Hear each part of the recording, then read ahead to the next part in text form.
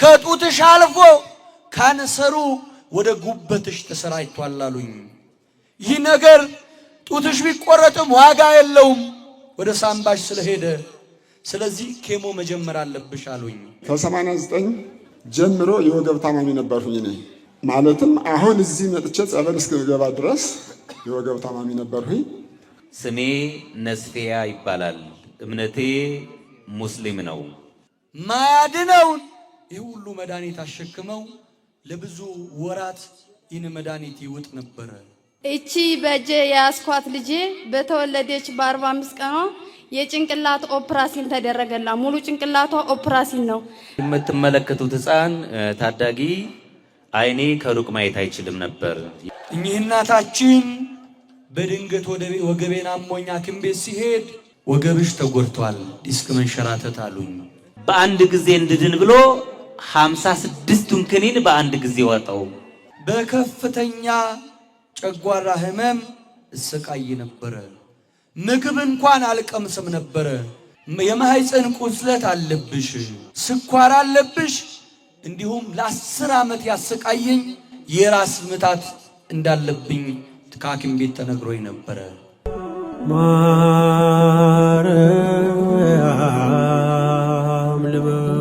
አባታችን አይኔን በከፍተኛ ሁኔታ ታመም ነበረ። ያቃጥለኛል፣ ይበላኛል፣ ያሳክከኛል። በጣም ከፍተኛ ችግር ላይ ነበርኩ።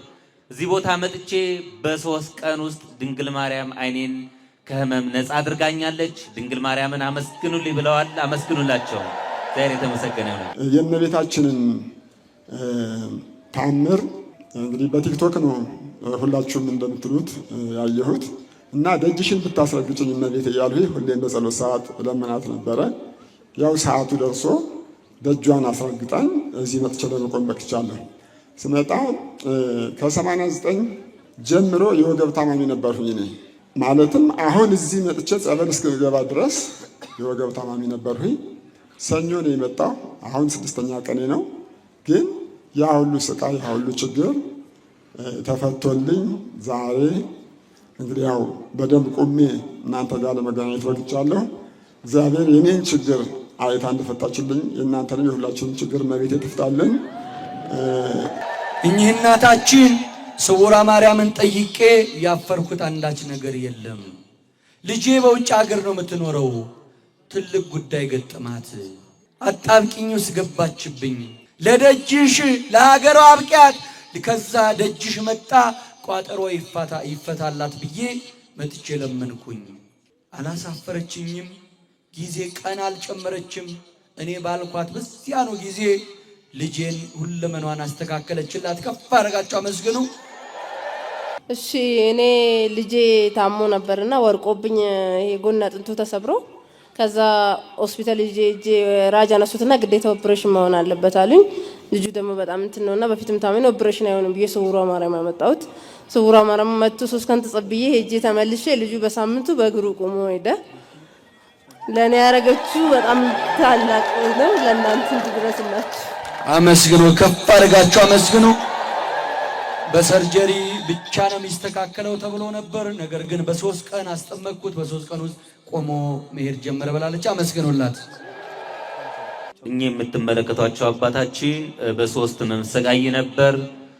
በሱካር ህመምተኛ ነኝ፣ ግፊት አለብህ ተብያለሁ። በዛ ላይ ጨጓራ ታማሚ ነበረ። እዚህ ቦታ መጥቼ ንቤን አፍስሼ ድንግል ማርያምን ለመንኳት። ከህመሜ ያድናኛለች። እኔን የሰማች አምላክ እናንተን ትስማችሁ። ድንግል ማርያምን አመስግኑልኝ ብለዋል። አመስግኑላቸው። ከጡትሽ አልፎ ካንሰሩ ወደ ጉበትሽ ተሰራጭቷል አሉኝ። ይህ ነገር ጡትሽ ቢቆረጥም ዋጋ የለውም ወደ ሳምባሽ ስለሄደ፣ ስለዚህ ኬሞ መጀመር አለብሽ አሉኝ። ኬሞ ጀመርኩኝ። በዚህ በስቃይ ውስጥ እያለው ጓደኞቼ ስውሯ ማርያም የምትባላለች በሚዲያ ሄደናል፣ አትቆረጭም ያለችው ለበጎ ነው፣ ደጇን ሄደሽ እርገጪ ያሉኝ። መጣሁኝ። 41 ቀን ጸበሏን ተጠመቅኩኝ። አዲስ አበባ ሄጄ ቼክ ስደረግ ምንም አይነት ካንሰር የለብሽም አሉኝ። ኧረ አመስግኑልኝ፣ ከፍ አድርጋችሁ አመስግኑኝ ብላ አመስግኑላቸው። ክብር ለድንግል ማርያም ይሁን። ልጆች አሉኝ ዘመድ የለኝም፣ ልጆችን የሚይዝልኝ የለኝም። እመቤቴ ለልጆቼ ስትማሪኝ ከሞት አድኝኝ አልኳት። እመቤቴ ደግሞ ሰማችኝ። እኔ ደካማ ነኝ፣ እሷ ግን ድክመቴን አልተመለከተችኝ፣ ሰማችኝ። እናቴ እልል በሉልኝ። የልጆች አምላክ ይህች እህታችን የማህፀን ቁስለት አለብሽ፣ ስኳር አለብሽ፣ እንዲሁም ለ10 ዓመት ያሰቃየኝ የራስ ምታት እንዳለብኝ ከሐኪም ቤት ተነግሮኝ ነበረ። ዝናዋን ሰምቼ ጸበሏን የቅቤ እምነቷን ተቀባሁኝ። ይኸው 7 ወር ሆነኛል። የስኳሩንም መድኃኒት አቁሜያለሁ። ጤናዬም ተመልሷል። ራስ ምታቱን ቆሟል።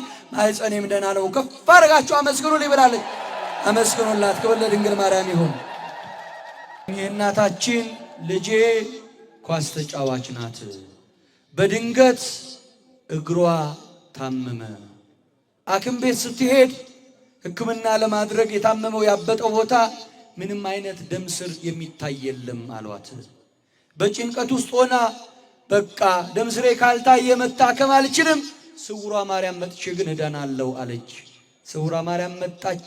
አሁን ሙሉ ለሙሉ ጤነኛ ሆናለች። ከፍ አድርጋችሁ አመስግኑ።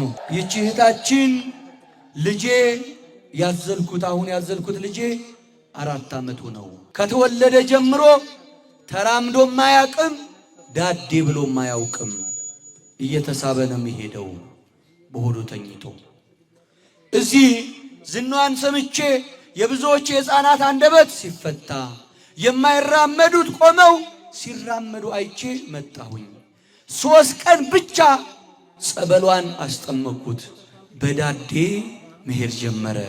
በእግሩ ደግሞ ቆሞ እንዲራመድ ታደርግልኛለች። ከፍ አድርጋችሁ አመስግኑ ይብላለች። አመስግኑላት። እቺ በእጄ የያዝኳት ልጄ በተወለደች በ45 ቀኗ የጭንቅላት ኦፕራሲን ተደረገላት። ሙሉ ጭንቅላቷ ኦፕራሲን ነው እና ምንም አተርፍም። ለተስፋ ግን ውሰዷት አሉን። ኃይለ ማርያም ነው የወሰድናት። ከሩቅ ቦታ ነው የመጣሁት። ከምንጃር ወደ ኃይለ ማርያም ሪፈር ብለውን ስንሄድ አተርፍም አደርስላችሁም እያሉን ነበረ። እሁድ ቀን ሰራተኞቹ ጭንቅላት ኦፕራሲን የሚያደርጉት አይገቡም ነበረ። እንደ እድሏ ሆኖ ግን ገቡላት። የስውሯ ማርያምን ማቃት በቲክቶክ ነበረ እና በስልኬ ከፍቻ አጠገቧ ሁኜ እያለቀስኩ ለምናት ነበረ እና እመቤቴ ማርያም ልጄን አንደበቷን አሰሚኝ ብዬ ወደ ኦፕራሲን ክፍል ሄደች። አንደበቷንም ሰማኋት። ኦፕራሲንም በሰላም ሁና መጣች። አሁን የ8 ወር ልጅ ሁናለች። እግዚአብሔርን አመስግኑልኝ፣ እመቤቴን አመስግኑልኝ። ይሄ ወንድማችን ልጄን ያመው ነበረ። ሰውነቱን ያንቀጠቅጠዋል፣ ይጥለዋል። ሕክምና ስንሄድ የሚጥል በሽታ ነው፣ ስለዚህ መድኃኒት መጀመር አለበት ተብሎ መድኃኒት ተሰጠው። ይሄ ሕፃን ልጅ እኛ በሌለንበት ሰዓት በአንድ ጊዜ እንድድን ብሎ 56ቱን ክኒን በአንድ ጊዜ ወጣው። ከዚህ በኋላ 56ቱን ክኒን በአንድ ጊዜ ውጦት በሞትና በሕይወት መካከል ሆኖ ዘውዲቱ ሆስፒታል ወሰድ ነው። ኮማ ውስጥ ገብቶ ይሞታል ሲባል እኛ ሳንሰማው ስውሯ ይላል። ከዚህ በኋላ ከነበረበት አልጋ አምጥተን እዚህ ስናስጠምቀው ዳነ። እኔም ዳንኩ፣ ባለቤቴም ድናለች። በሱ ምክንያት እኔም ከሚጥል በሽታ ድኛለሁ፣ ልጄም ዳነልኝ። ባለቤቴን የሚያማን ነበር፣ ድናልናለች። ድንግል ማርያምን አመስግኑልኝ ብሏል። አመስግኑለት። እግዚአብሔር የተመሰገነ ይሁንልን። እንኳን ደስ ያለ። ይህ ወንድማችን ልጄ መስከረም 1 ቀን ድንገት ታመመብኝ።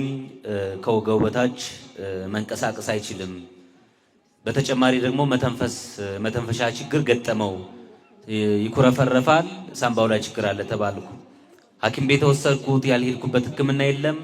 ለ2 ቀን 30 ሺህ ብር አስይዤ ያስይዛሉኝ። ከዛ በኋላ ከፍተኛ ሕክምና ያስፈልገዋል ተባልኩ። ይሄ ሊሆን አይችልም ብዬ ወደዚህ ቦታ ይዤ መጣሁ። እዚህ ቦታ እንደመጣው ይኩረፈረፍ የነበረው የመተንፈሻ ችግሩ በአንድ ጊዜ ተወገደ።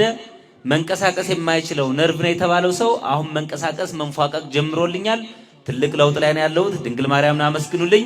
በከፍተኛ ጨጓራ ህመም እሰቃይ ነበረ። ምግብ እንኳን አልቀምስም ነበረ። የመጣሁት ከሩቅ አገር ከጎጃም ነው። ስውሯ ማርያም ትባላለች። ጸበሏን እምነቷን ከተጠቀምሽ ትምርሻለች አሉኝ። ቀጥታ መጣሁኝ። 3 ቀን ጸበሏን ጠጣሁኝ።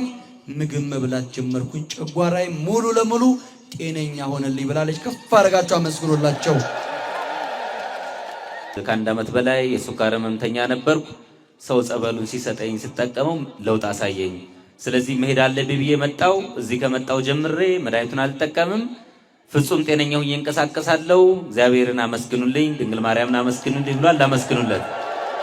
እኚህ እናታችን በድንገት ወገቤን አሞኝ ሐኪም ቤት ሲሄድ ወገብሽ ተጎድቷል፣ ዲስክ መንሸራተት አሉኝ። መድኃኒት መዳን አይችልም፣ ነገር ግን ማስታገሻ ትወስጃለሽ ብለው ማስታገሻ ሰጡኝ። ማስታገሻ እየተጠቀምኩ ስቆይ ዝናዋን ሰማሁኝ። የስውሯ ማርያምን አትድኝም፣ በማስታገሻ ሕይወትሽን ትፈጽሚያለሽ ብለውኝ ነበረ። እዚህ መጣሁኝ። ጸበሏን የቅቤ እምነቷን ተቀባሁኝ። ሙሉ ለሙሉ ከወገብ በምነጻ ሆኛለሁ። ከፍ አድርጋቸው አመስግኑኝ ብለው ስለታቸውን አስገብታል። አመስግኑላቸው። የመጣሁት ከጎሃ ጽዮን ነው። በጨጓራ ህመም እሰቃያለሁ፣ እንዲሁም በግፊት መሰቃይ ነበረ። ሕክምና ብዙ ሞክሬያለሁ። ሕይወቴ ሁሉ ዕለት ዕለት መድኃኒት በመዋጥ ነው ምገፋው። ዝናዋን ሰምቼ እዚህ መጣሁ። ለመንኳት፣ ተማጸንኳት፣ ጸበሏን ተጠመቅኩኝ። ይኸው ከህመሜን ከጨጓራም ከግፊትም ሙሉ ለሙሉ መራኛለች። ከፍ አድርጋችሁ አመስግኑኝ። መድኃኒቱን ጥያለሁ፣ አመስግኑኝ ብላለች። አመስግኑ። የምትመለከቱት ሕፃን ታዳጊ አይኔ ከሩቅ ማየት አይችልም ነበር። ከሩቅ ማየት አልችልም ነበረ። በዚህ የተነሳ እዚህ ቦታ መጥቼ ድንግል ማርያምን ተማጸንኳት። ከሩቅ ማየት ችያለሁ። ድንግል ማርያምን አመስግኑልኝ። ድንግል ማርያምን ልበልና አመስግኑልኝ። ጨርሳ እንድትምረኝ በጸሎታቸው አስቡኝ ነው የሚለው። እግዚአብሔር ካንተ ይሁን። የእመቤታችን ተአምር ወደ መናገሩ ስገባ ባለቤቴ አርግዛ ለክትትል ወደ ሆስፒታል አብረን ሄድን። ስንሄድ አልትራሳውንድ የሚያነሳት ዶክተር አያትና በአልትራሳውንድ አስነስቶ ጽንሱ በትክክል አልተቀመጠም፣ በጣም ችግር አለበት፣ የእንግዴ ልጁ ወርዷል፣ ስለዚህ ልጁ መወለድ አይችልም ብሎ ባለቤቴን ውስጥ ነግሯት አስደንግጧት ወጣችና ነገረች። አረጋግቻት ወደ ቤት ወስጃት ከገባው በኋላ ጥር 21 ቀን እዚህ ስውሯ ማርያም መጥቼ እማምላክ ሆይ ፈጣሪ ልጅሽ ጌታችን ኢየሱስ ክርስቶስ ነው፣ አንቺም ደግሞ በአማላጅነትሽ የተቆረጠውን ማስቀጠል የምትችይ የሰማይና ምድር ንግሥት ነሽ። ስለዚህም ይህንን ነገር አስተካክለሽ ልጄ በሰላም ከተወለደ፣ ባለቤቴ በሰላም ከተገላገለች፣ አንደኛ የልጄን ስም በአንቺ ስም እሰይማለሁ፣ ሁለተኛ ደግሞ በቤትሽ በአውደ ምሕረት ፊት ለፊት ቆሜ መሰክራለሁ ብዬ አልቅሼ ነግሬያት ሄድኩኝ።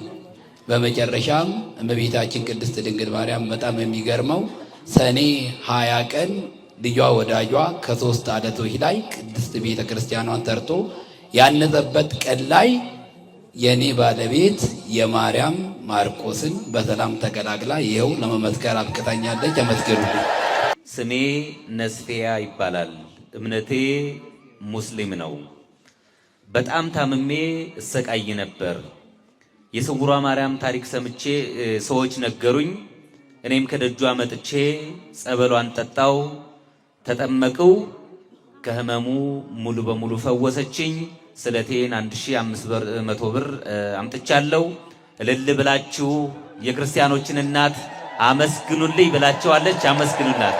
እኚህ እናታችን ተጨንቄ በስቃይ ውስጥ ሆኜ ስውሯ ማርያም መጣሁ።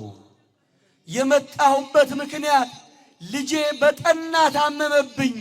ማያድነውን ይህ ሁሉ መድኃኒት አሸክመው ለብዙ ወራት ይህን መድኃኒት ይውጥ ነበረ፣ ይጥለዋል። ድንገት እሳት ላይ ይወድቅብኛል ብዬ እጨነቅ አለቅስ ነበረ። ይህንን ጭንቅ የሚገላግለኝ ማን ነው እያልኩ ሳለሁ ስውሯ ማርያም ዝናዋን ሰምቼ መጣሁኝ። እዚህ መጥቼ ጸበል አስጠመቅኩት። ከተመለስን በኋላ አንድም ቀን ይህንን መድኃኒት ወስዶ አያውቅም። ነገር ግን አንድም ቀን ወድቆ አያውቅም። ከፍ አድርጋችሁ አመስግኑልኝ። ክብር ለድንግል ማርያም ይሁን ብላለች። አመስግኑ።